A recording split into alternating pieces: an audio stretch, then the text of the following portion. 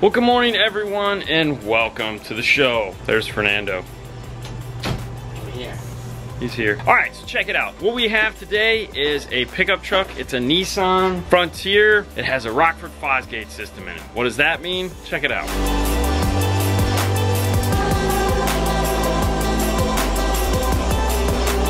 Pretty simple. It says Rockford Fosgate on the radio here. That means not much in the regards. It still has the factory locations. You have a speaker here, you have a speaker here. But what it does mean is you have this guy right here, this Rockford Fosgate subwoofer located underneath the driver's rear seat. That means there's an amplifier in here, and that is located underneath that seat there. It's that silver thing right there. What we're gonna be adding to this is a new subwoofer. That subwoofer, well, it sucks. We have this box here from Audio Enhancers. It's a single 10-inch enclosure. It is gonna go in this area here. That tray just unclicks and comes out. And what we're gonna be putting in that box is a Kicker 10-inch Comp RT subwoofer. And then powering it, we're gonna be using the new Kicker Key 500x1 Key sub amplifier. The reason why we picked the Key 501 has the ability to take out any equalization or any of that fun stuff that's in there, do any restoration that's needed to make it sound better. One of the things that we have to test for though right away is whether or not it's a variable voltage output from the radio. We think it is, which is gonna be nice because that's essentially like a low-level preamp like an aftermarket radio would have. If it has that, perfect. If it doesn't have that, it works too. It's just where we're gonna connect in the subwoofer. If it has a variable voltage behind the radio, we can connect there. If it's a fixed level voltage, meaning no matter what we do with the volume knob, it doesn't move, then we'll connect it to the output back here where the subwoofer is. And the amplifier will eat either one of them. It doesn't matter. It has high level and low level input. It'll take up to 40 volts of input, which is way more power than that little amplifier is putting out, but we can test for it if we need to. Before we get to any of that, we're gonna get this radio out of the dash and see what's going on. Now the cool thing is, if it is a variable voltage, then we can grab a T-harness or make a T-harness so that we don't have to cut anything or do any extra work there. Let's get it out of the dash. To get this radio out, you have to remove this top tray here to get to some screws that are located behind it. The panel tool works the best. When getting this out, be super careful depending on the year that you have. These dashes are not that well built and they do like to break. The clips are located here on the side, so you don't want to take it from the front. These are the 4 little clips located here. Now it doesn't matter on the year, they all have that. It's just depending on the year is whether or not these are gonna be fragile and break. So in this particular model, there's 2 screws here, and then 1 here in the center. There's 2 big major clips located up here in this top. Just be careful, those are the things that like to break.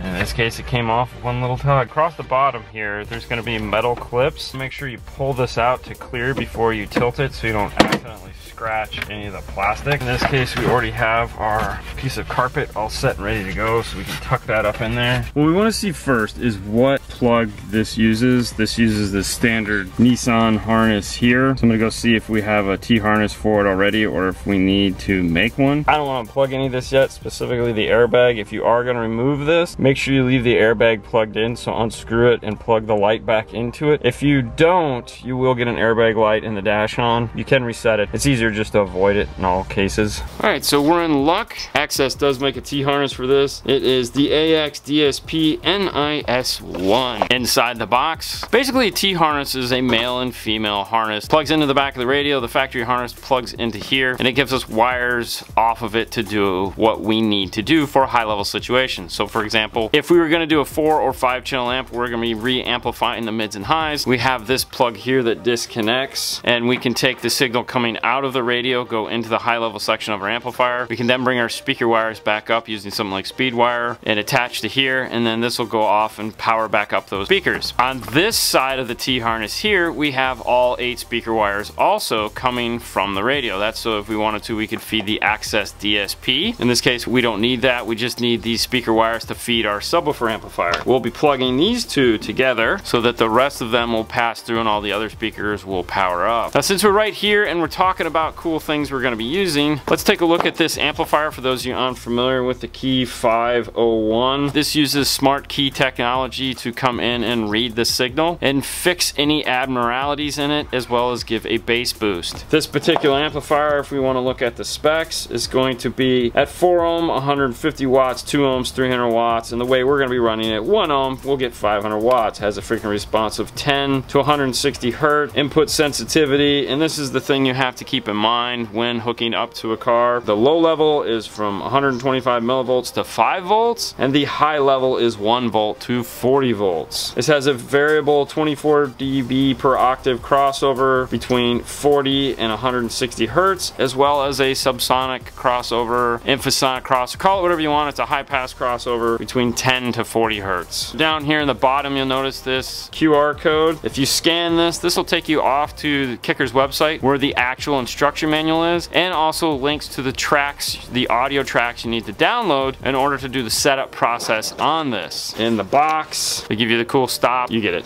The quick start guide here, which basically will give you the overview of what you're gonna need in order to get it to work. It gives you a blowout of what each dial on the side of the amplifier is for. You get one bag, and in the one bag is your combination high level, low level input. If you're going to be doing low level, you leave these on, you plug your RCAs into here, go off to the radio. If you're gonna be doing high level, or in this case, line level, maybe, but over speaker wire, we can cut these off and we can just connect here. But yes, this is designed to be cut. That's why it's 12 inches long. You get a couple zip ties. This amp is small enough to where you can pretty much tuck it anywhere you want. If you want, you know, I still would mount it, but it comes with 2 long zip ties. It comes with an Allen key and some screws to mount it. The amplifier itself is pretty small. You have 8-gauge inputs on one end for all the terminals except for the remote turn on. And then on this end, you have all your dials and your program buttons. There's a DC offset switch on and off. DC offset, commonly referred to as signal sense. It's a 5 to 6 volt output that comes over the amplified output of a radio. This will sense that and create a remote turn on for you. In this case, if it is going to be line level, it won't have that, so we will have to put some form of a remote turn on into it. But it's nice that it has this on off switch because it does expand out the possibilities. Some radios have it and it doesn't work and there's issues or it does strange things, and if that is an issue, being able to turn this on and off really helps. You have your input control, high level and low level, your gain. You can get a bass knob for this. It does not come with one. This LED here is going to blink and tell you all the status when you're setting it up, which we'll show you once we get to that. Bass boost, the low pass crossover, the high pass crossover, and of course the key program button here. So in a lot of ways, it's like any other normal amplifier, and then in the major way, the sound difference, it's totally different than any other amplifier. So when you're dealing with a factory system like this, where we're going to be keeping that factory head unit, having something like this that does all the de-equalization, equalization, fixes all the BS that the factory stereo has, this is key. Okay, pardon the pun. For those of you that have never seen Comp RT, we'll take a look at this. This is going to be the 10-inch. On the back side of the box here, it gives you recommended wattage for the type of box, sealed and ported. Power handling on this is 400 watts with an 800 watt peak. Sealed enclosure recommendations, vented enclosure recommendations, and frequency response is 25 to 500. If you want to know more about those recommended enclosures, of course, all this information is downloadable from Kicker. Inside the box, though, it does give us an instruction manual. I know, a woofer with an instruction manual? Who would have thought? On that, it gives you all your teal small parameters located here at the top for each one of the comp woofers. And then inside, it does break out and give you recommended enclosures and how you should build them. And of course, it has multiple languages. On the very back page, it talks about how to wire up a dual voice coil woofer if you don't know how to do it. It gives you some basic math and how to figure out vented enclosure information. This is a shallow mount woofer, and this is one of my favorite shallow mount woofers. As you can see, it's not that deep. This is a dual voice coil, which means it's got leads on both sides. This particular one is a dual 2 ohm. We'll be wiring it for 1 ohm, which means we're going to bring 2 wires into this, 2 positives, 2 negatives, and that's going to give us our 1 ohm load at the amplifier. And that's enough bench talk. Let's head into the car with our key harness, do some voltage testing to see what the heck is going on with the outputs of that radio. Behind this radio, you have 2 white harnesses that look very similar, but are shaped totally different. The bottom one is the radio harness. That's the one you're after. Once everything is plugged back in, all we really need access to is this harness. First thing we're going to look at this with is a handheld RTA. We have it plugged into our speaker wires over here. Turn up the volume.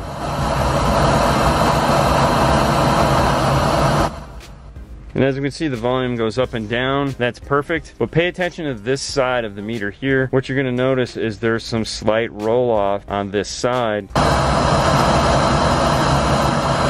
there's going to be this arrow that keeps moving around. It's over in this side of the screen. It's showing the high point on this. So that means that we're going to need to fix some of this area over here, which the key will do. Obviously, not all of you have something like this. Most of you will have access to some form of a digital multimeter. Set the digital multimeter to AC voltage, put your test leads into the wiring, and turn it up.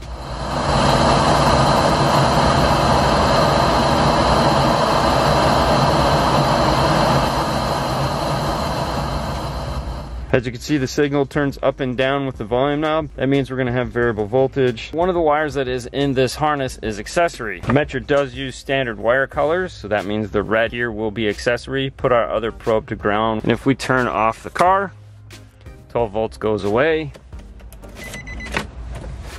Turn on the car, we get our 12 volts back. That means we can use the factory accessory coming out of this to turn on the amplifier. In a very short amount of time, we've learned a lot of valuable information. We learned that this has a variable voltage output that we can connect to our amplifier and get a cleaner signal than if we were to go after the amplifier. We know that there is a little bit of low-end frequency loss on that side, which the key will fix, so we won't have anything to worry about there. And we know that we can use the factory accessory to turn on our amplifier, all from that one little T-harness. And how all this happened was, though, is from using tools. A lot of people ask, how do you do this? How do you do that? We don't know. We're not magic. You have to have the right tools to do the job. In this case, we were able to test this with a simple digital multimeter, but we got to look at it and see what it was actually doing with the handheld RTA. One of the nice things about using a kicker key in your installation is that it does take a lot of that guesswork out of the equation, and that if there is a crappy signal coming out from the factory radio, which there most certainly is, it can fix that. The equalization built into an amplifier is going to be something I feel going forward is going to become more and more important. Radios like this with a screen and backup camera, and even though these radios don't really hold a candle to an aftermarket radio, fewer and fewer are people wanting to take them out. They don't really see the upgrade value in replacing it, because as a screen, why would I buy another screen? No, there's a lot more to it than that. But we understand, therefore we have to come up with unique ways to integrate into it, and this is just one more product that's going to allow us to do that. And that really sounded like a commercial. I'm sorry. It's just, you know, sometimes I have to get these things out. What's that? Selling it. I'm selling it. All right, let's head back over to the bench. We're going to show you what we're going to do to this harness to get it ready to go into the car. Also, we're going to talk to Fernando and find out where he plans on putting this amplifier, because I think he's got an idea already while we were talking. Depending on what you're going to be using this harness for, you have to do a few different things. If we were going to be using this to do like a 5-channel amplifier, I would remove all the tape off this harness and rebuild it in a totally different way. But for us, since we're just doing sub-high level and we need to keep this portion of it intact, I just need to remove this piece of tape here, which starts at the Y where the two harnesses break apart. They always have a seam that you can easily just pull the tape off of. If I can just remove the tape without having to cut it, it does work a little nicer, and they use a thick enough tape to where you can typically find where those seams are and then just unravel it. On this harness we have the 8 speaker wires, an accessory, and a constant 12 volt. I'm going to remove this end of the plug here. We don't need it. In this case, we don't need a constant 12 volts for anything. We also only need the front outputs for this. I'm going to cut the rears a little shorter, cap those off as well. With that done, I can retape the harness. It's also helpful when using the fuzzy tape, or any tape for that matter, when you're gonna come to an end like this, that is, you're not gonna tape any more on this. Take a piece of shrink wrap and put it over that end. That'll lock that tape in place, keep it from peeling up as it gets hot or old. Just makes for a more finished end. We wanna make this so that we can plug into it. For that, we're gonna use a male and a female bullet connector. The females need to go on this side. That's a full insulated end, because these are going to have power coming to them. This is going to have 12 volts. This is going to have our AC signal. Coming from the car side, will have the male end, which is not fully insulated, and they'll plug in just like this. That way, if we need to, we can pull them back apart and service it or put it back to factory, whatever you'd like to do. This is all set and ready for the wiring from the amplifier. With the wiring harness all set and ready, let's take a look what Fernando came up with to mount this thing in the car. So he came up with what looks like a fairly simple mount. Let's take it over into the car and he can show us how it goes in. We have this space here. I'm gonna bolt that in the factory hole. All our controls here that'll be easy to get to. We're gonna need to get to these in order to do our programming. All the wire can go forward into the factory hole located here at the front.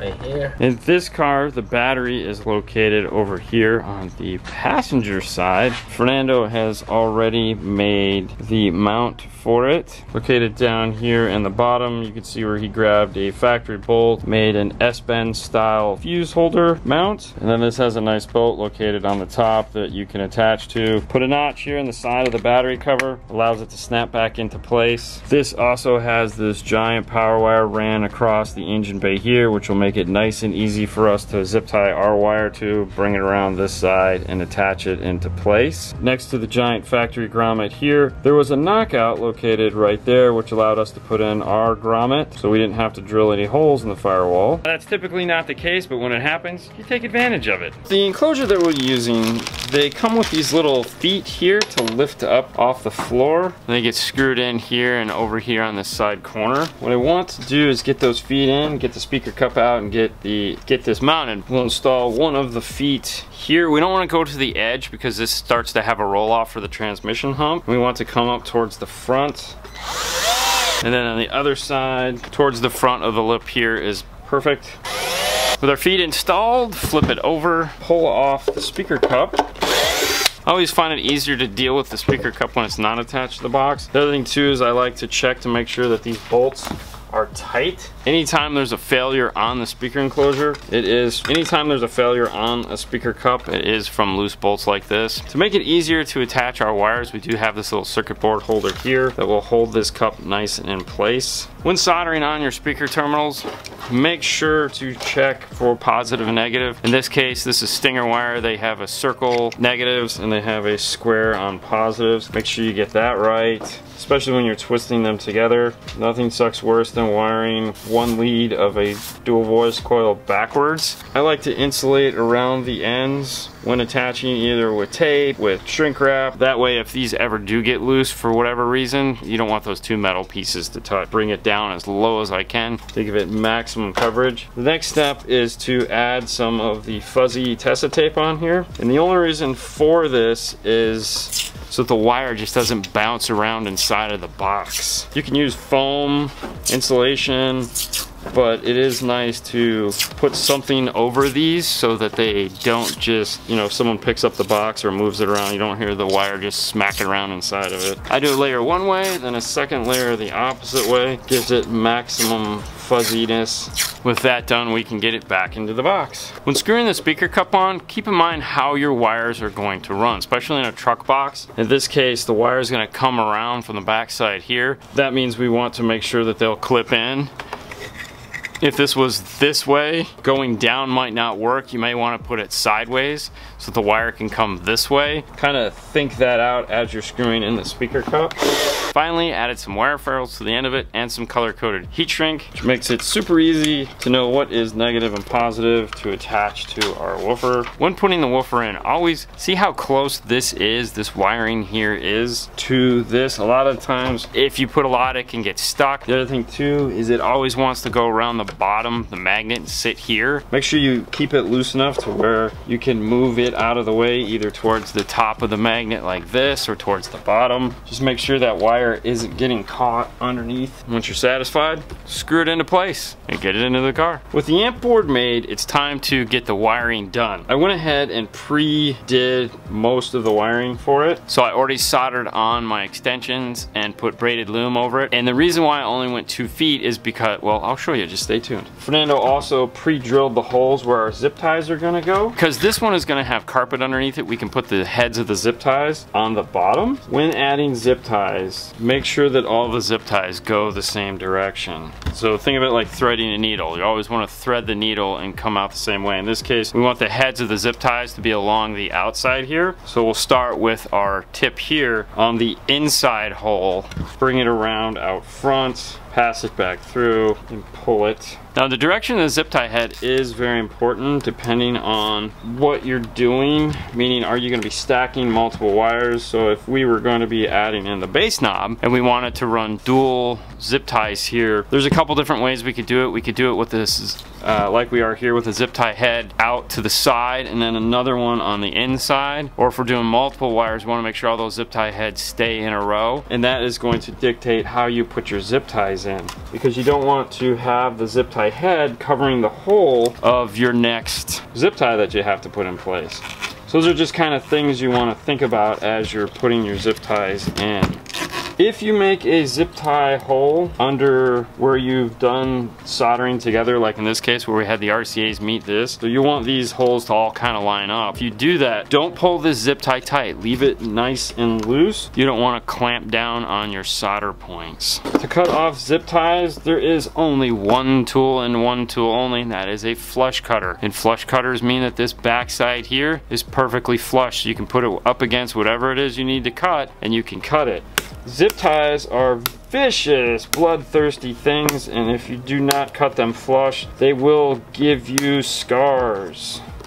The remote turn on wire is going to be next.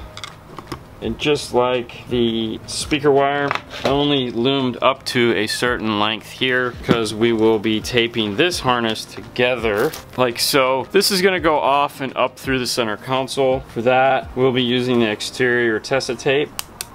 When starting the tape, I like to do 2 wraps and then start rolling down, doing about 50% coverage as I go. And just kind of pull and wrap.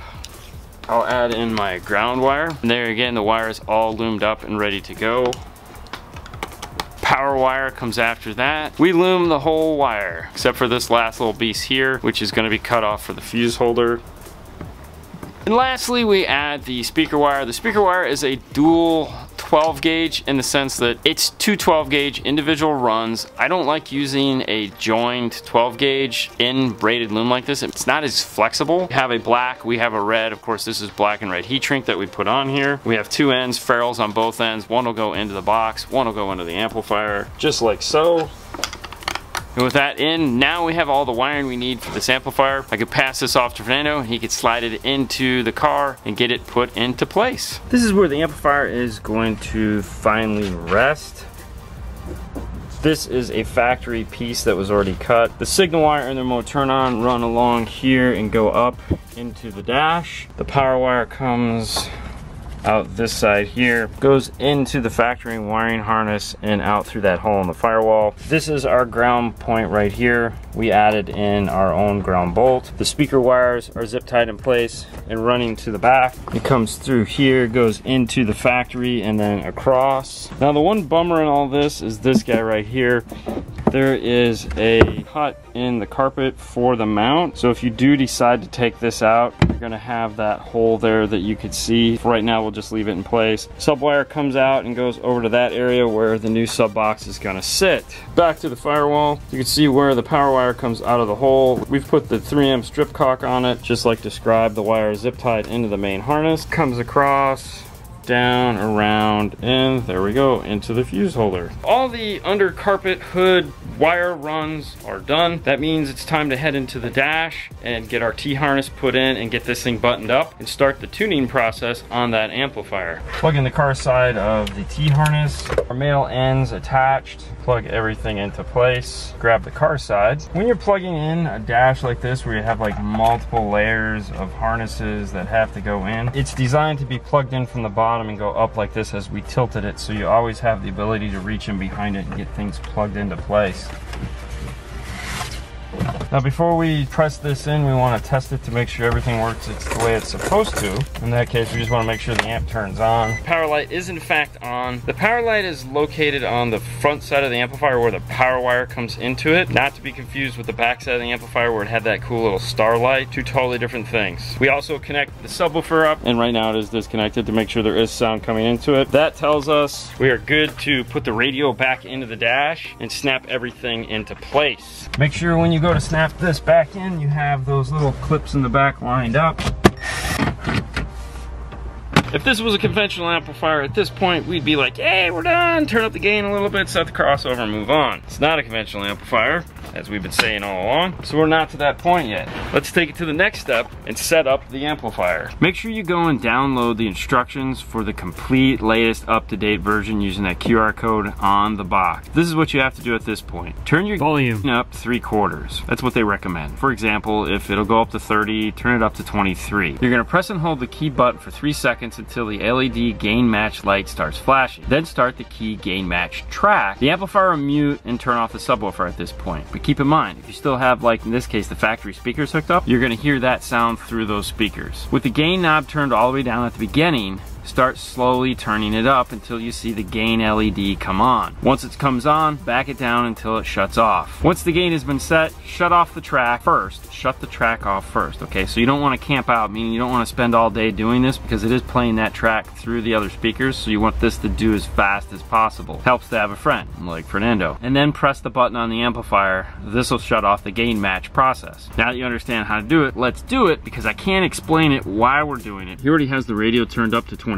Press and hold this for 3 seconds. It's flashed. Press play. All right, right there. Hit stop the track. Now is the next part, which is the actual signal reading. They call it key logarithm. Press and hold the key button for 5 seconds, maybe a little longer. The gain LED will go solid. So in the previous it flashed, this time it goes solid. Then release the button. Start the key sweep track now. The key logarithm will run. While it's going, the gain match LED will flash slowly. This process can take anywhere between 1.5 to 5 minutes, so be patient with it. Once it's done, the gain match LED will just turn off. Now this doesn't mean it's all set and ready to go. Now it needs to do its calculation. So it's read the signal, it needs to figure out what they just saw, what needs to be done in order to fix your base signal. When it's all said and done, the gain match LED will flash rapidly for 1.5 seconds. If it fails, it'll just light up solid, in which case you have to go back to the beginning of the logarithm setup and start over. Once it's all done, we can A/B between it and see what it looks like.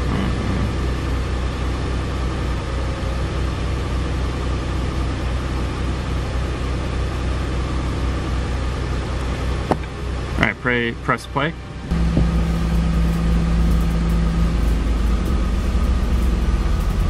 Ooh.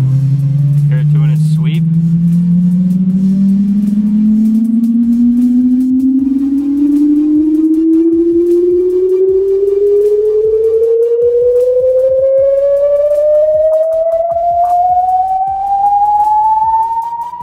The track itself only lasts about 40 seconds, even though the amp is doing its thing. It's okay. It read that. That was the first part of the actual test. Don't play it again. Don't do anything like that. Just relax. It's all it needed. It just needed to read that sine sweep. It's kind of like, oh, what do I do? You don't do anything. Now it's just churning away, spinning its little wheels. It went off, which is cool. So now I'm gonna stare at it, wait till it flashes. Now it's done. Looking at the output, if you'll notice there's nothing here, that's because there is a low pass crossover in it. Right now they're turned all the way up, so this is up to 160, and the high pass crossover or subsonic filter is set to 10. But you'll notice this nice area here where the bass has been restored and brought back up. We're getting peaks now in the 63 and 50 hertz range, which we didn't have before. If you remember before, all the peaks are over on this side. This is a much higher value. And of course, talking about it is all fine and dandy, but where the rubber really hits the road is where you sit in the seat and listen to it and see what it sounds like. That's the next stage. Let's do that.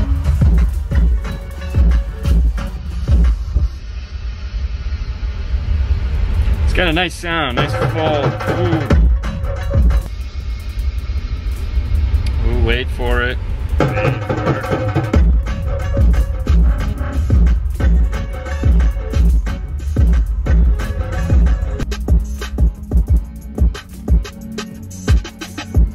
All I have to say is I hope the factory never figures out how small you can actually make really good sounding bass. I mean, because the box that we put in is only, like, if you take in consideration like that Rockford box, if it was to go across the hump and over, and instead of using 2 6.5s or 5 1/4s, it was to use a 10, the whole factory amplifier is about the size of the 500 that we used. Realistically, they'd never do that in something like this because it would cost way too much. But it just goes to show you don't need big to get good big bass. And in this case, this is a really nice big sounding bass sound out of that. All right, with that, we're gonna end this one. We hope you enjoyed it as always. Fernando. On to the next one, guys. You guys have a great night as always. We'll see you later next time. Bye. Bye.